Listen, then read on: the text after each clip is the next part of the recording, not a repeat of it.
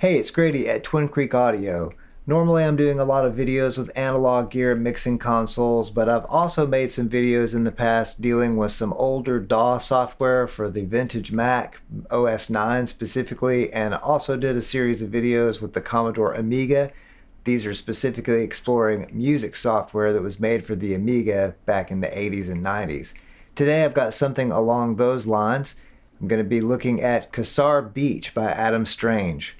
QasarBeach is an emulator of the classic Fairlight CMI or computer musical instrument. Originally, the Fairlight idea was invented by a man named Tony First in Sydney, Australia. He worked on this idea of a digital synthesizer throughout the 60s and in 1972 formed the company Creative Strategy to continue to develop his synthesizer designs. He came out with the Quasar 1, then the Quasar 2, and finally the Quasar M8, M standing for multi-mode. This was noticed by a man named Peter Vogel and Kim Ryrie, and they made a deal to license the Quasar M8 or multi-mode 8 from Tony First and formed the Fairlight Company. So from 1976 onward, the Fairlight Company developed this instrument that became one of the very first digital samplers and is used in all kinds of recordings in the 80s. So you've got people like Stevie Wonder, Kate Bush, Peter Gabriel. I mean, even Def Leppard used the Fairlight on Pyromania and Hysteria. So these things were ubiquitous in 80s music. I went down a serious rabbit hole learning about the Fairlight and the history of it, so there are going to be links in the video description to other videos if you want to learn more about the history of the Fairlight. But today we're going to look at the Fairlight Emulator, QasarBeach by Adam Strange. Before I get into QasarBeach itself, I'd like to mention that Peter Vogel, one of the original founders of the Fairlight Company, has an iOS version of the Fairlight. So you might want to check that out. I'll put that in the video description, as well as all the other links to some of Fairlight history, and of course the link to Adam Strange's website where you can download QasarBeach and check out some more information about it. I'm certainly not an expert with this software, but I was having fun and I put it on a Surface Pro tablet here just to connect it to this keyboard. And, you know, it'd be like the original Fairlight with the light pen, except that I found that my pen doesn't work so well on the tablet. Luckily, my finger does. Oh, touchscreen Fairlight, I guess. And that's pretty fun. Now I'm going to go to a much better system for screen capture than what this little Surface is, so I can show you a little bit about this, even though I'm not really an expert at it yet. So here we are on the main page 1 index screen of QasarBeach. And first thing we want to do is load some sounds. Go to disk control for that. I've already got a group of sounds loaded in here, but I think I'm going to just load some individual sounds instead. That's a kick drum sound. I'm going to select the slot that I want to load the sound in. Click load. I'm going to select the second slot here. Let's see. And then I'm going to go back up a level and find a snare. I've got some good snare, a big fat Slingerland. Let's see, we've got a keyboard over here so we can preview the sounds too. Let's see. I like that one. That one's pretty good. Load that. I'll load another one into slot number 3 over here. Like that one maybe. Let's load that into number 3. And then number 4, I've got a sequence that I already created, so it'll load a bass sound. Hopefully it's going to be a decent one. Let's go with this one. Uh-oh. Wait, we didn't get our bass. We didn't get the bass sound we wanted. Okay, gotta click on one of these and load it into number 4 slot.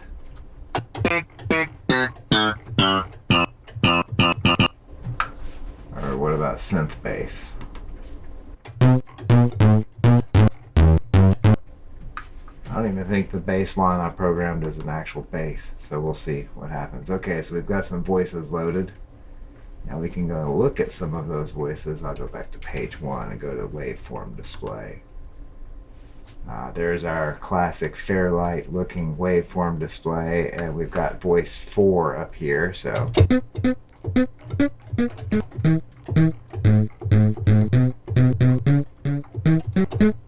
I can change the voice by clicking here, and then I can go to like voice number 1, which is one of our kick sounds. We can see that, and we can play it on the keyboard. Okay, let's see. It's voice number 2. It's one of our snare samples. Yep, snare sample.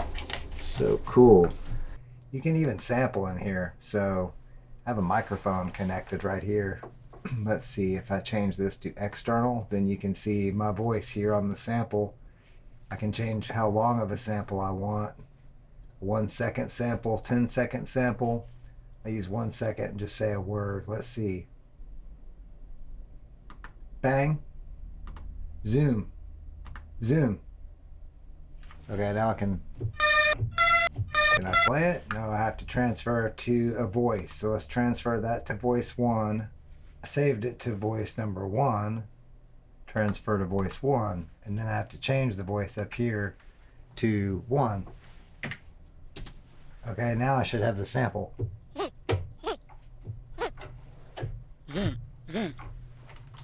I have headphones. Let's see.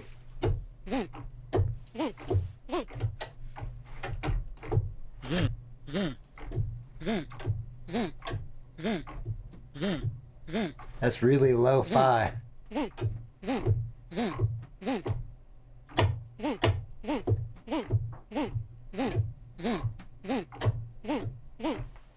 That's another thing I have to figure out. If I want to sample something right now, it only shows up on the left side because I'm using the left input of the interface. And how do I tell this thing that I just want a mono sample instead of a stereo one?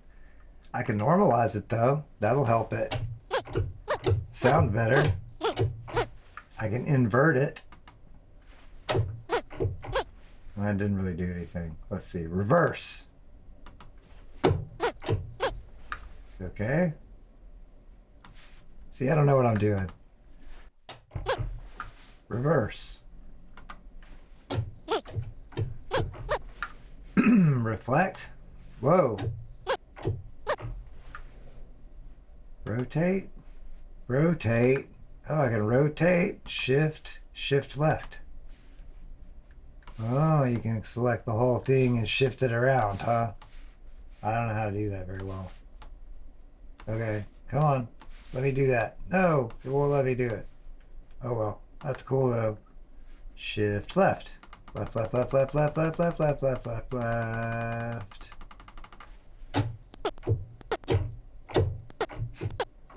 See, I'm not sure how this works. It's cool.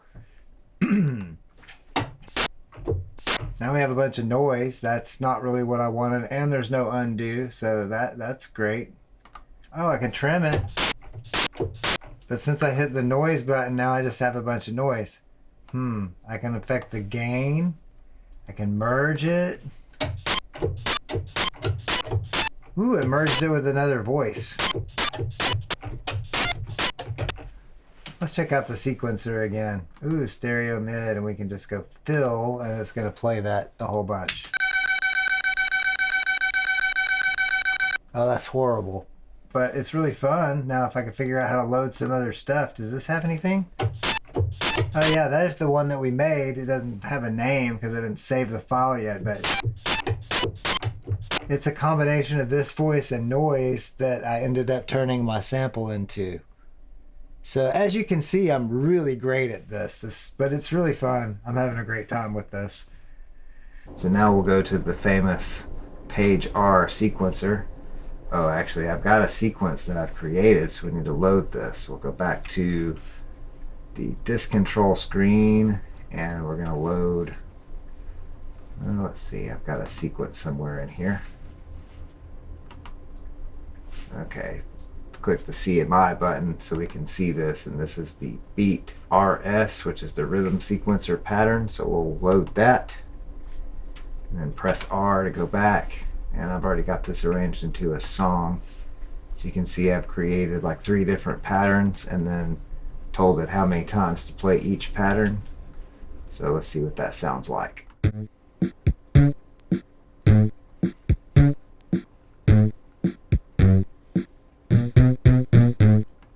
Okay, that's cool, but we've got something that's too loud. So let's go back here, and somewhere we've got an output mix. There we go. Voice number 4 is too loud, so let's pull that down. Go back to our sequencer and play the song.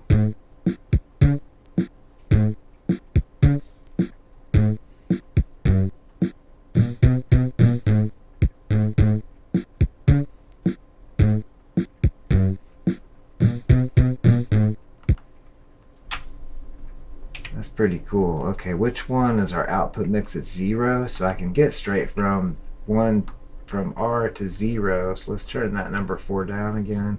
Go back to our pattern.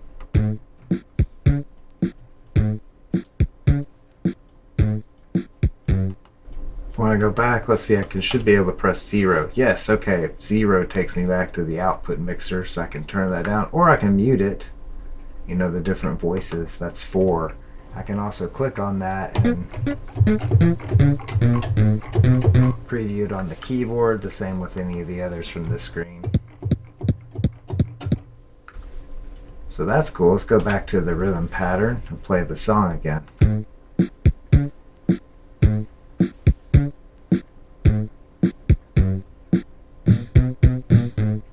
I'll switch back to pattern mode so you can see the pattern itself.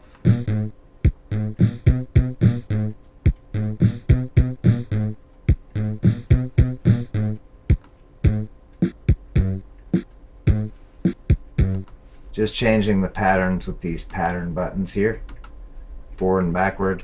This will take you to the next free pattern. If you want to record, you can insert notes, you can record, you can turn on the metronome, F11, or right here, I think. Oh, you can't turn it on there, you have to click there. Now we've got a metronome.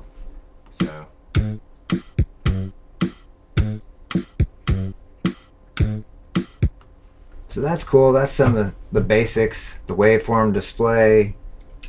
You can do waveform edit. In this mode, you can do things like normalize. 0 will just blank everything out, turn it all to 0.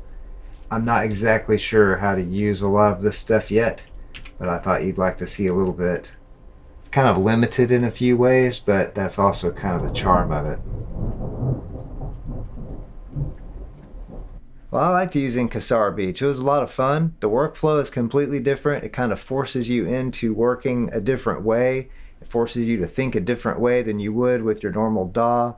So I think it's really cool. It's a very interesting piece of software, and it really has the feel, from what I gather. I've never used a real Fairlight before, but from the videos I've seen and then using QasarBeach, it's a very similar workflow, and it definitely has the sound of the Fairlight. So if you're looking for that 80s kind of vibe, you might want to check out QasarBeach from Adam Strange. I think it's pretty cool. I've also thought about making some future videos with QasarBeach and maybe running some loops that I make in the program onto analog tape, which is kind of how they would have done things back in the day. So if you'd like to see that, go ahead and leave a comment. Also, make sure to like this video and subscribe to the Twin Creek Audio YouTube channel if you have not done so already. Hope each and every one of you out there has an excellent holiday season and day, night, evening, weekend, weekday, hour, minute, second, nanosecond, whatever it is you're having. Have a good one. Thanks so much for watching.